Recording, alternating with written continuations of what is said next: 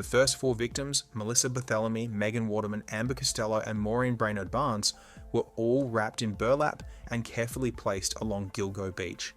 Other victims like Jessica Taylor and Valerie Mack were dismembered, their remains found in multiple locations years apart.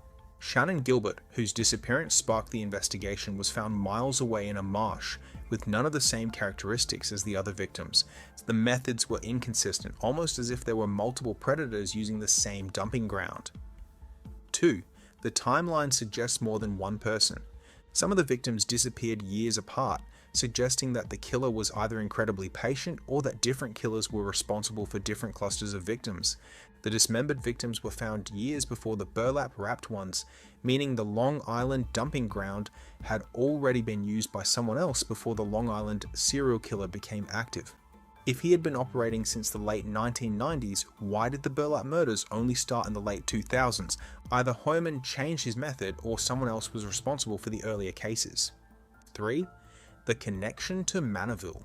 One of the most disturbing aspects of the case was the link between Gilgo Beach and Manorville, New York, a rural area located about 40 miles away. The torsos of 2 victims, Jessica Taylor and Valerie Mack, were found in Manorville in the early 2000s. Years later, their skulls and hands were found near Gilgo Beach. This raised a huge red flag. Why would their remains spread across 2 locations?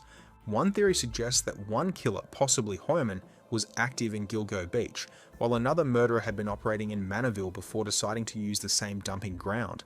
Could it be that 2 killers were unknowingly using the same sites? Or, even more disturbing, were they aware of each other? The case for Rex Heuermann as the sole killer. While the multiple killer theory is compelling, the evidence against Rex Heuermann is strong enough to suggest he could be responsible for all of the victims. 1. The DNA evidence.